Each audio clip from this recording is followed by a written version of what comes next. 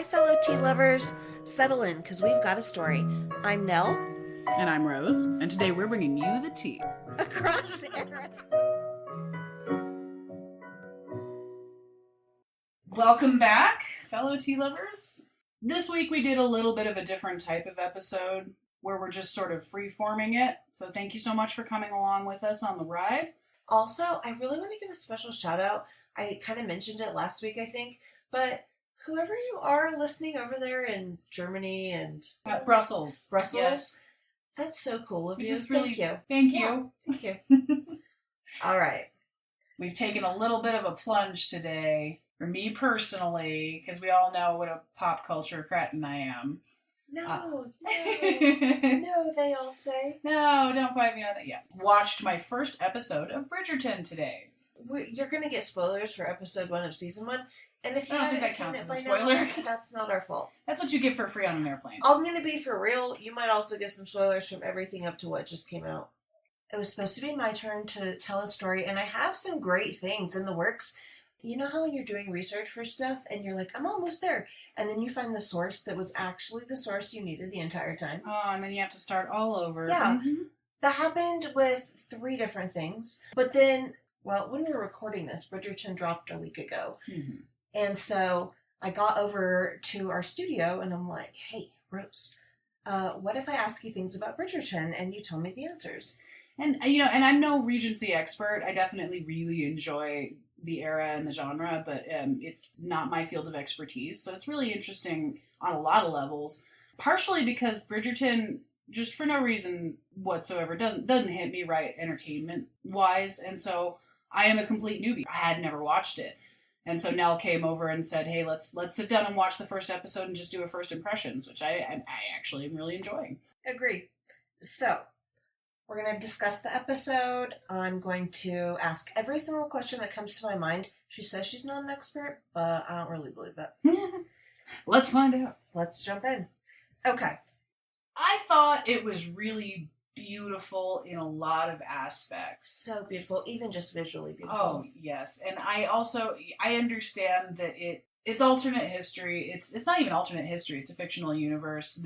I was saying it kind of felt like they had borrowed the stage from a lot of Jane Austen productions. Yes. And then staged their own production. Yes. I'm pretty sure I read an article about that. Yeah. So I think that's the point, is you're borrowing the framework and you're writing your own story, which in a way is really, really, really cool. It is. I agree. The way that it's structured, for me, being a huge fan of popular history, I don't know, it was a little grating. Like, what you choose to keep versus what you choose not to keep. It seemed like kind of weird sometimes. Okay. Specific example, please? So, like, wearing egret feathers to be presented to your monarch. That's a very specific Regency era thing that was almost wholly because the rumor was Prince George loved a tall feather. That's literally it. You were trying to be impressive. Obviously, you probably weren't going to catch yourself a prince. That is the stuff of fairy tales. But you want to be impressive and you want to be the most noticeable thing in the room. And I've heard, because Mabel tells me, she says, that George loves a feather. And so there are these just competitions to see how tall an egret feather you can get. And it just seems weird to me to keep that sort of like, I'm trying to get a wink, wink, nudge, nudge from the royal when the lady in charge is a lady. That seemed like a weird thing to me. But I completely understand why, just aesthetically speaking, wearing the tall feathers is super fun. And I know that's why it happened. I don't know which one of these 2 things is true. I don't know if they explain it in the later season or maybe in Queen Charlotte's season. I feel like maybe they talk about that at some point. I could be totally wrong. Right, all of this is just based on 1 episode. But was the person who liked tall feathers Queen Charlotte's husband? And this is where We're 1813 here. Right, so 1830... No, it would be the Prince Regent. George is... Oh, George does not really exist in this world. Yeah, and that's okay. It's an alternate thing, but he was like the kind of prototype man about town. I have a lot of money and I like my ladies and nobody can tell me shit because my dad's crazy and my mom's trying to keep the country together. Let's party. That's who liked the feathers. The one who was the husband of Queen Charlotte and was at various times incapacitated for kind of disputed reasons. There's some theories that he was just occasionally crazy because of stress, and there was a theory that he had porphyria, which is a disease that eats holes in your brain and for some reason makes you pee blue. That has been, for the most part, disproved, but it was a really funny scene in The Madness of King George when he seems like he's getting better, and the butler that's changing his chamber pot is like, we're back to lemonade. Like it's like, things are good again. Oh, in the Queen Charlotte season, I'm pretty sure they make at least old-timey references to what they are portraying is wrong with him, but yeah. Oh, yeah. He was definitely had something going on in the show. Right. So, if we're talking about Regency Prince of Wales, this is the son of George III. Okay. Who eventually becomes George IV. But for a while, when George III is in one of the supremely crazy episodes, Proto-George IV is taking over and running the country, and so that's where the name Regency comes from. Okay. Interesting, because most times when you have a regency, it's because there's like a child heir. Yeah. Well, the king wasn't deceased. Yeah. It's an unusual situation. Yeah. So what about Daphne and the Duke's plan to draw more suitors to her and have the mamas leave him alone? Oh, that's a dicey proposition. It's, in terms of it being a romantic plotline, it's ace. Yes. Yep, that is fabulous, and it's going to cause all kinds of awesome dramatic kerfluffles. If you're talking about actually, like, trying to hit the bon ton marriage market, it's real dangerous. If he's fine, he can have, I had a dalliance with the lady that the queen said was perfect, so yep. That just raises his social cred with the guys at the club. Her, on the other hand, there's not a lot of great ways to extricate her from that situation without them getting married. Correct. Also, if someone had seen them, that was also going to be a problem. So it seemed like maybe if they were like, hey, we're going to walk in holding hands, which Rose informed me would not have happened, and I do agree with that. So intimate with the interlacing of fingers, you might as well be scissoring on the dance floor. But yeah, I thought it was really weird when they were talking right after she decks the guy. So they're talking about how it would ruin her if anybody saw that, and then immediately walk in from a deserted area, already in the crazy interlacy hand position. Yeah, and there was no maid running behind to chaperone. Right, no, they already did what they were afraid was going to happen. And it's just like, okay, yeah, fine, have your fun little plan. Everybody assumes that you just came back from screwing. Those roles, a lot of the social norms are overlooked, and not just from the real Regency era to Bridgerton, but just from like episode to episode. And I don't think that's necessarily a problem. I think once you've established that, like, we're allowed to change rules, this is a fantasy environment, I don't think you have to keep the annoying social rules. That's another one that feels incongruous to me, though, because they keep some of the more annoying versions of social law and just throw some of the other ones out. Like, how intimate the dancing was. Good heaven. It's so Viennese to dip like that. Oh my goodness. Yeah. But it drives the plot, man. No, absolutely. The rules are changed to drive the plot, and I totally get it. It's just, it feels less smooth than I thought it would be. I don't know.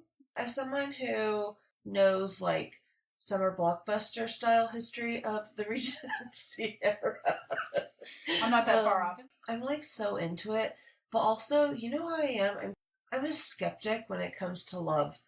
But when I watch that, I'm like, swoon, they have exactly one argument which they work through happily. Well, that's exactly the point. That's why I'm not hating on it. I think it probably is going to sound like I am.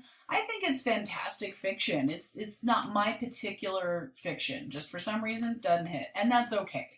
Where would you rank your love of just, like, history stuff in general on a scale of 1 to 10, with 10 being the highest? Of history in general? 10. Yeah. Absolutely. 10, okay. Where would you rank on a scale of 1 to 10 your knowledge of, you don't even have to admit to participation in, fan fiction? I'd probably say a 1. I haven't not encountered it. Perfect. Yeah. My fan fiction area, I would say it's like a 6 or a 7, because I've seen people go real deep on those things, and I am not that. My understanding is it takes you to some weird places. Definitely.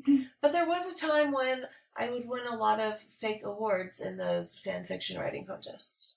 I think that's really cool in any genre that you were recognized by the people that are passionate about it. That's so cool. It was a fun time. It was a long time ago. And eventually I just channeled like the urge to write when you just like can't sleep, you can't eat. You're just like, I've got to write one more scene. Mine's poetry. That's the bedrock writing. Yeah. So I channeled all that into a book. So that worked out better. But Bridgerton is like fan fiction of the Regency era. I absolutely agree. I think even with my very limited knowledge of fan fiction, that's a really great descriptor. Yeah, it is. So then resetting a little bit, I don't want it to just be like things I was annoyed with, because I wasn't actually annoyed with most of it. I actually did think that it was fun. Again, I'm probably not going to. Yeah, I love the sets of like this show, the Gilded Age, Downton Abbey. You know when they say like is it the Dowager House? Is that what it's called when your son inherits the title and gets married? Oh, and then you no longer get, if you're a duchess and your son gets married and she becomes the new duchess because it's a male hereditary thing. She becomes the Dowager Duchess.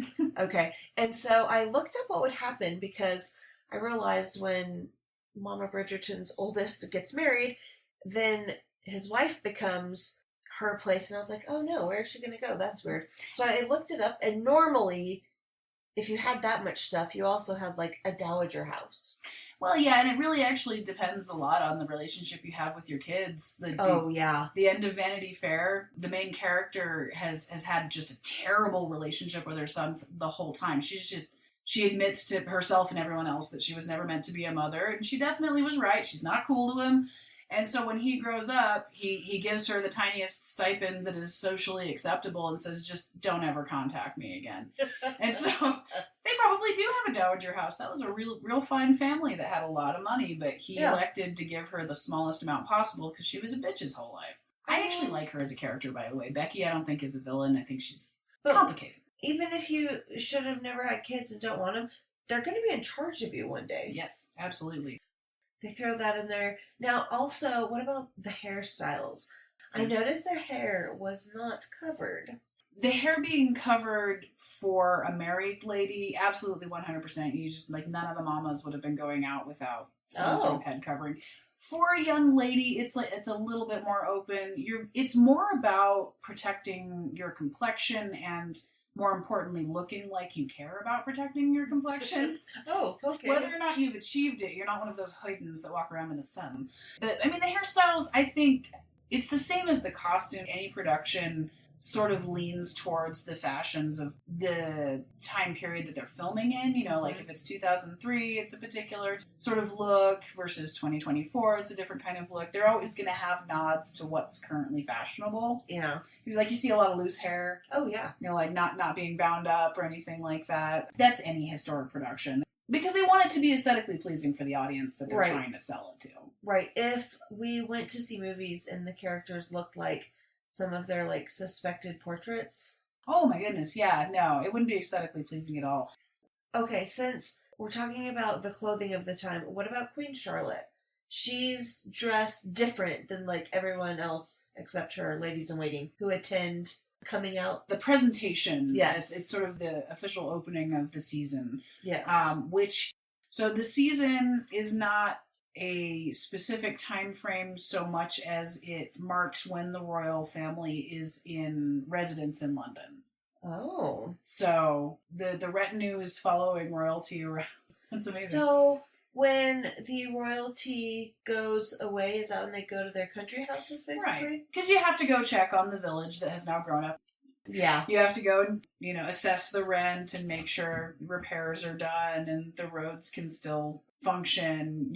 As a landlord, you still have to put in some face time. Yeah. Even if you are a man of leisure. You gotta check in. You gotta go check in. They do that in Downton Abbey. Yeah. So, but the unofficial time periods were from April to July and then from October to Christmas, which is why I got confused because I keep thinking, isn't Christmas part of Yeah. But summer makes sense because you can do a whole lot more creative things with clothing. Like, you don't have to think so much about the practicalities. Absolutely. That being said, England's cold. I'm just going to tell you that right now. In June, I get cold. That's why Charlotte continued to wear her gigantic hoop skirts while everyone else wasn't. Well, and I think royalty tends to be a season or two back, especially older royalty. You can see them scaling right back. They're supposed to represent a certain measure of austerity, I think. I actually liked the dance scenes. I liked the ball scene. I really love listening to the classical selections that people do in Regency movies. So that was kind of like, for a minute, it was like, But I enjoyed the modern songs kind of set to quartet music. Quartet doesn't get enough love. Right. And the jokes hidden in the songs. Yes, I'm a huge fan of musical jokes. If you recognize the opening song of each of our episodes, it's always a little bit of a dumb, sarcastic joke about the content. Exactly. No, I love that. And it's like, in the first song they played at the ball in episode 1 was, I believe, Ariana Grande's Thank You Next. Totally appropriate. I love it. Yeah, as Antony's chasing away all Daphne suitors. Isn't it funny that no matter what you've changed for your interpretation of a Regency movie, the only thing that stays the same, without question, is the quartet is always going to have that Mozart-type livery on. Yeah, their outfits very much. Just with the lawyer wig and the embroider front, waistcoat things, like, you know what I'm talking about. Yes. Looks like I ought to be playing in Mozart. It's wild because I'm like, that's every old school orchestra ever. Mm-hmm. And now I'm realizing I only think that because of TV. Mm-hmm. Okay. I just thought that was really interesting. Can we talk about promenading? Promenading. So there's a scene, it's in season 1, Penelope, the redhead, says to her mom, who's wretched, "Oh, there's Eloise. Can I go play with her?" And her mom's like, "Penelope, ladies don't play." And she's like, "I'm sorry, Mama. There's Eloise. Can I go promenade with her?" And so they're already in the park. Is the park actually the promenade? Especially in London, when you're in something like a space like Hyde Park, that's huge. Hyde Park, I couldn't describe how surprised I was when I realized that you could go to the center of that place in the middle of, metropolitan London and not be able to hear cars. It's really amazing. It's beautiful. Very cool. It's, because you have the manicured gardens, but you also have these open spaces. They've preserved it really well. They established those open spaces in the first place, which I think is, that's really great city planning. As far as it being a social activity, just sort of walking around the park, for one, you're wearing fashions that are made to be seen while you're standing and moving. A walking dress is a thing, for a reason. And I had no idea that was a thing. That's so cool. Your figure is shown to its best effect when you are walking at an elegant pace. And you're trying to show yourself off to your best effect, and so you're going to find opportunities to walk. And you're not really given a lot of opportunities in which you can socialize, particularly with members of the opposite sex, that don't require sitting. You're either sitting in your mother's tea room or you're standing at a ball. There has to be some sort of in-between there. First of all, nobody can afford balls every night. And second of all, if you want to be outside of mama's eye, the tea room is not an option either. So the promenade fits that space. Okay. That's so interesting. So promenade is a noun. Yes. And promenading is a verb. We're going to go promenade. That's a verb. Mm-hmm. That's so cool. It makes sense. Definitely the relationship part. I guess that's where, the ladies could gossip. I assume if you're working for a living, you're probably not promenading. No, this is absolutely aristocracy leisure activity. All right. In the episode, Colin is telling his sister that he is going to, I don't remember the phrasing exactly, but he's like, I'm going to go start my travels and I get to start in Greece or something like that. Number one, if you're just a rich dude, do you get to travel? Number two, why would you start in Greece if you live in England?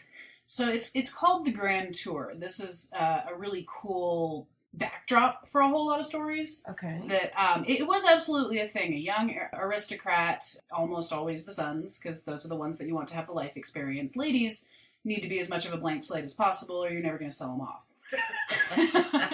In the marriage mark. But for your male heirs in particular, you want them to have a little more worldly experience. Commerce is becoming a lot more international, for one, and so understanding other countries is important. So you would often get sent off as an aristocratic kid with your tutor to go and see the places that you had been learning the history of. So in that sense, Greece makes total sense, because A classical education is going to start you off with, Virgil and Ovid and Homer, and going and actually seeing those places is often considered, at least for the rich folk, it's considered part of their education. Wouldn't you say Collins, though, like at least between, 18 and 20 in the episode? Oh, that's reasonable. A man isn't considered sober enough for marriage until his 30s. Okay, because I was under the impression that these tours were like the international brothel. Well, and you're not wrong there either. Especially Italy is packed with classical sites and sources, so you can make the case for learning a whole lot of things there. But you can also go visit Venice, who have a lot looser rules about their courtesans. Hey. And so that's where there's a whole lot of fictional tropes of the kid who doesn't really know what life is about being followed by the very tired professor that's supposed to keep him from screwing around. Like, that's in a whole bunch of stories. I guess I read different stories. Yeah, I'm going to look these up. But so the Grand Tour, it's an interesting thing to me because I think we associated a whole lot with the Regency era because of stuff like Bridgerton, like, oh, he went on to the Grand Tour. We're going on our Grand Tour. But it's actually a little bit of an earlier than the Regency trend, because by 1789 you have the French Revolution, and traveling to Paris as an aristocrat is no longer a good idea. That's true. I forgot the French Revolution was ending around this time. The French Revolution is really more properly called the Revolutions. It happened over and over again with varying effects. Like Les Miserables is not set during the first French Revolution. And I hate that play. The music is gorgeous. I love the musical writing. It's a slog of a story. My mom and I went to see it when it was doing Traveling Broadway. Mm. And I mean, I have not read it. I've watched the movie in the past, but I don't remember that they sang the whole entire time. Oh, yeah. It's really more properly an operetta than a musical. It's still classified as a musical, but an operetta is kind of like the halfway point between a musical and an opera, where you're still getting recitative, which is the sing-talking. Yeah. In opera, you either have arias, which are the actual musical pieces, or you have recitative, where you're moving the story forward with like a rhythmic sung set of lines. So the way they always make fun of opera, like, I am going to the bathroom now and I'm closing the door, that's recitative. Wow. I'm going to immediately forget what the word is, but I'm never going to forget that example. Thank you. I mean, obviously they have names. I had no clue, nor had I ever even thought that they should. Oh, everything has a name. You got to find the right person to find it. Okay. So, because of the travels question, I'm going to ask you a question, and I'm just going to let you all know this is something that happens at the very end of the complete season 3 of Bridgerton. If you haven't watched it yet, fast forward a few minutes. At the end of the 3rd season, Eloise, the sister who screamed up the stairs, thou must make haste, she asks her younger sister, Francesca, who's just gotten married, to a man who has a castle in like the top of Scotland. They're going there. And her sister Eloise is like, Fran, please let me go with you. Like, I'll stay out of your way. It's literally the only time I'm ever going to get to do something like this. She's a smart girl. She's a thinker. She would be an activist for sure. Mm-hmm. And she doesn't want to get married. Mm-hmm. But would that have been okay? Like, as a lady, you could travel with on the side? Oh, yeah. That's sort of why she's excited, I think, about the opportunity, having not seen it. That's why she would be excited about the opportunity, because as a middle-of-the-family daughter, she's already not going to have a lot of travel opportunities. Correct. But it's perfectly acceptable to go and visit a female relative. That's pretty much the thing you're always allowed to do. And so her sister can absolutely sponsor her to get the hell out of Dodge. Okay. Interesting. Eloise, I think it's really cute that they have her in this sort of Elizabeth Bennet type role, like in Pride and Prejudice, where she doesn't want to get married, she loves her books, she's into education and experience. But the actress that's playing her was in an adaptation of Vanity Fair, which I can't recommend more highly. Michael Palin played the narrator. But she played Miss Amelia Sedley, who is the most marriage-worthy, demure maiden of the Regency you could possibly imagine. So she's played both bookends of the era, and I just think that's got to be great as a career satisfaction moment. Like, I've done both. Right, and she's young. Mhm. Okay. I'm going to have to check that out now. All right, next question. Lady Whistledown refers to the queen giving Daphne a forehead kiss. She calls Daphne a diamond of the first water. Mm. I did know that that is not like an expression that was used at that time. I know. I think that was purpose written for the show. I'm Okay. pretty sure. It really makes sense because in looking at it, because I looked it up after you asked me. Okay. Water symbolizes purity, and that is true in Regency Era and in current others rap beyond. music. Yeah, exactly. And diamonds are also known for their clarity, and so a diamond of the first water kind of refers to the way that diamonds are classified. They're classified by their clarity. So if a diamond is being compared to water, it's sort of this stacking, immaculate sense of no blemish upon you. Okay. All right. Okay. All right. Next question. So, Lady Whistledown writes, I think it's called a scandal sheet. Mm-hmm. Okay. I did find out that a scandal sheet was actually a sort of thing, but Lady Whistledown names names. And that's got to be why, having only seen the one episode, that's got to be why she writes in such absolute secrecy, because that was a huge no.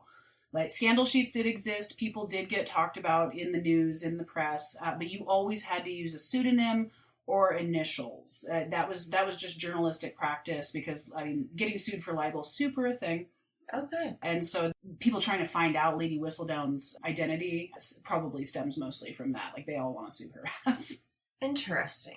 Okay. And people pay money for these, but sometimes they like appear in the rooms. So I'm guessing like the manservant of the house buys them. It's something that you could have like a subscription for. The guy who goes out and gets the morning groceries could be buying it for himself and leaving it somewhere. It's like a newspaper. They're sort of just wildly available and often left places. Okay.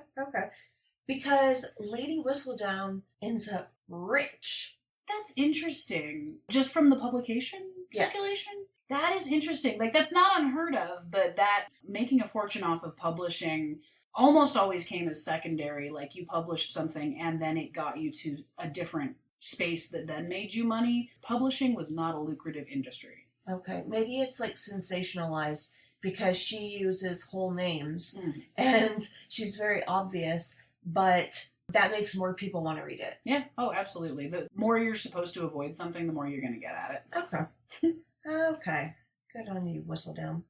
Can we discuss the day? Here's how their day appears in my brain.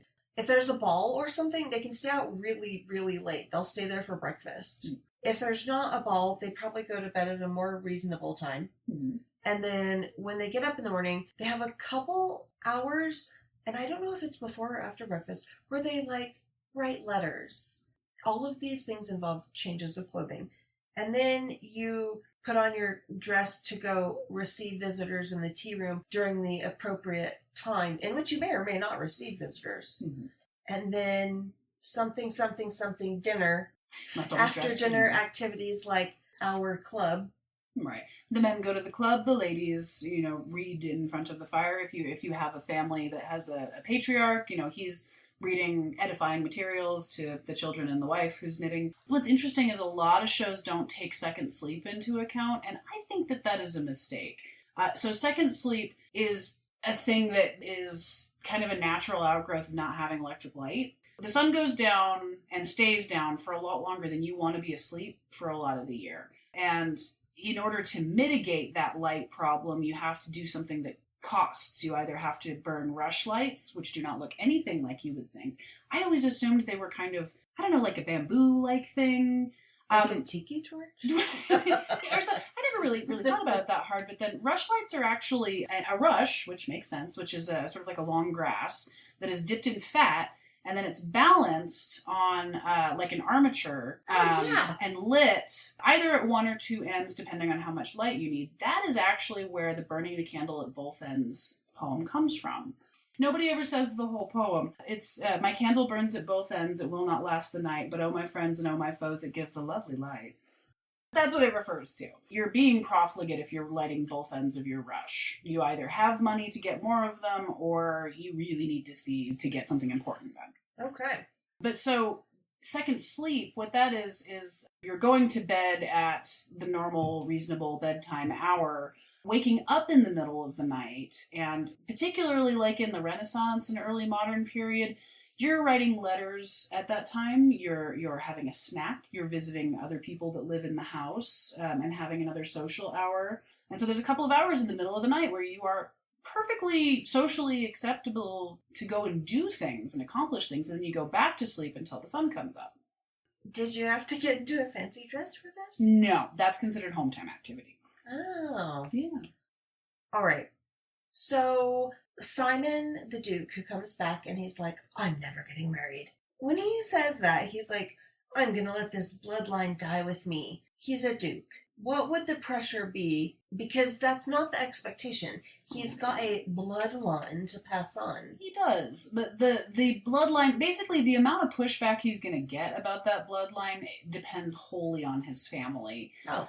If he has a father that is forcing him to consider dynastic concerns, he's got real problems. Like, if his father had been more proactive and said, you will get married, you will have children, I'm making this happen now, he wouldn't have had a whole lot that he'd be able to do about it. Okay. Because he's now a free agent, and he doesn't actually have any higher up family members that can tell him what to do, he's technically allowed to let the bloodline die. It's considered a super terrible idea. There will probably be a whole lot of older aristocrats pulling him aside like, hey, did you realize this was a bad idea? We wanted to make sure that you knew that this is a bad idea. Okay. But nobody can technically force him. So when Lady Danbury says she will not accept his regrets in not attending the ball, she's pretty much the only person who is going to say that to him. Pretty much. Okay. Yeah. And even that, he could take offense to and disassociate himself with her. The power that she has over him is really based in his like and love for her. Okay, that brings me to another question, actually. Would beautiful mommy Violet Bridgerton really have been able, at the end, to tell her son off so eloquently and politely scathing? I'm assuming the consequences of that depend on the relationship to begin with. And that's very true. The answer is yes and no. She definitely could get away with that. What you say in private is private. Yeah. What he does with that, again, really depends on the relationship that they have. Legally speaking, he does have control over her finances, her living situation. He could pack her up to the country tomorrow and there's really nothing she could do about it. So her comfort level in that relationship says a lot because she's saying those things out loud instead of just trying to work behind the scenes to affect what she wants. That speaks to the fact that they do have an open relationship. But he could very well take offense and make her life hell, and he would be legally allowed to do so. This happens in season 2, so if you haven't watched it yet and you don't want to know what happens, skip ahead a few minutes. In season 2, they flash back to when the dad dies, and she is pregnant with the last kid, Gregory. Antony is thrown into this. The dad dies from a bee sting. He's allergic. It's so sad, yeah. Antony's already freaked out because the dad is barely dead. And people are like, sir, which room would you like your mother moved into so we can move you into the main rooms? To which I'm like, come on, all of those rooms are really nice. Get a grip. Just stay in your own room. They are making sure that they're towing their status line so that he can't come back later and say, this establishment mistreated me in the wake of my father's passing. They're covering their asses. It's wild. Mm-hmm. So when she goes into labor, the doctor comes out and tells Antony, he's like, it's not really great. The baby's turned. I'm doing my best, but if it comes down to it, who do you want me to save? And he is absolutely nervous breakdown. I would be too, right?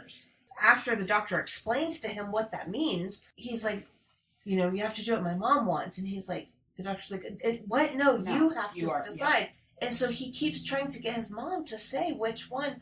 And she's just crying. And she's like, I can't remember her husband's name, but she's like, he wouldn't have to ask. He would know. Mm-hmm. And poor Antony. Mm-hmm.